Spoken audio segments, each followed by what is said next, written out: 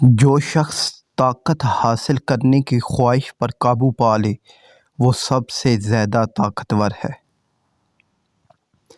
انسان اس وقت صبر کر لیتا ہے جب اسے یقین ہو جائے کہ اللہ کے ہر کام میں کوئی نہ کوئی مصلحت ضرور ہوتی ہے۔ رزق کے بارے میں پریشان ہونا رزق کا راستہ تلاش کرنے کی راہ میں سب سے بڑی رکاوٹ ہے۔ جو لوگ اپنی اولاد کو رشوت کی کمائی پر پروان چڑھاتے ہیں ان کی اولاد عموماً بدتمیز اور بے ادب ہوتی ہے۔ انسانیت سے پیار کریں تاکہ اللہ آپ کو بلند مرتبہ عطا فرمائے۔ رات کی تنہائی میں بہائے جانے والے بے بسی کے آنسو انسان کی زندگی میں آسانی لاتے ہیں اور مشکلات کا رخ موڑ دیتے ہیں۔ بزرگوں سے بدتمیزی کی سزا بدتمیز بچوں کی صورت میں ملتی ہے۔ خطرہ انسان کو آنے والے وقت سے ہوتا ہے۔ اگر موجودہ حالات پر کڑی نظر رکھی جائے تو آنے والے خطرات کو ٹالا جا سکتا ہے۔ دوسروں کو خوش کیے بغیر ہم خوش نہیں رہ سکتے۔ ضروری نہیں کہ ہمارا ہر فیصلہ ہماری مرضی کے مطابق ہو، بعض فیصلے وقت کرتا ہے۔ وقت پر قابو پانے کے لیے وقت سے آگے نکلنا ضروری ہے۔ برے لوگوں کی زندگی میں کبھی کوئی خوشی نہیں آ سکتی۔ وہ شخص آپ کے ساتھ مخلص ہے جو آپ سے زیادہ آپ کا خیال رکھے۔ ایک لمحے میں کیے گئے فیصلے کو ساری زندگی نبھانا پڑتا ہے۔ فیصلہ سوچ سمجھ کر کریں۔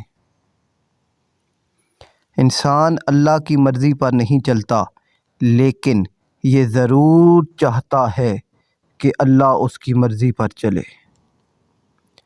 اپنی پسندیدہ چیز کو حاصل کرنا یا جو حاصل ہو جائے اسے اپنی پسند بنا لینا انسان کو پچھتاوے سے بچاتا ہے۔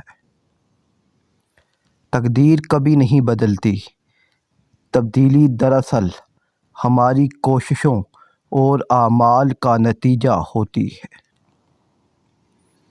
ہماری قسمت کا دار و مدار ہمارے اعمال کے علاوہ ان لوگوں کے اعمال پر ہے جن سے ہمارا تعلق ہوتا ہے۔ جب رزق حلال نہ ہو تو زندگی میں سکون نہیں ہوتا۔ شہد کی مکھی شہد بناتی ہے، جگنو روشنی بکھیرتا ہے۔ اسی طرح عقل مند انسان کے پاس ذہانت ہوتی ہے۔ ذہانت اللہ کی طرف سے ہوتی ہے، اس میں کوشش یا علم کا عمل دخل نہیں ہوتا۔ دل میں توبہ کا خیال پیدا ہونا خوش قسمتی کی علامت ہے۔ اگر تم راستہ جانتے ہو تو بھٹکے ہوئے لوگوں کی مدد کرو۔ جن کے خواب بڑے ہوں وہ چھوٹی چھوٹی باتوں کی پرواہ نہیں کرتے۔ توبہ کرنے کے بعد دوبارہ گناہ کے راستے پر پلٹ جانا بہت بڑا گناہ ہے۔ اپنی وجہ سے کسی کو نقصان نہ پہنچانا عبادت کی شروعات ہے، جبکہ دوسروں کی زندگی میں آسانی پیدا کرنا عبادت کی انتہا ہے۔ نیت کی خرابی مستقبل میں خطرے کا باعث بن سکتی ہے۔ ظالم اور گنہگار شخص کی دعا کبھی قبول نہیں ہوتی۔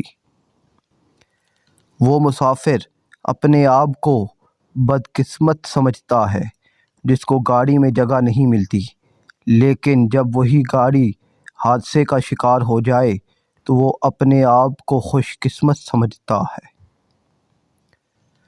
بے وقوفی کا کوئی علاج نہیں، کیونکہ یہ بیماری نہیں سزا ہے۔ تسلیم کے بعد تحقیق گمراہ کر دیتی ہے۔ اللہ حافظ۔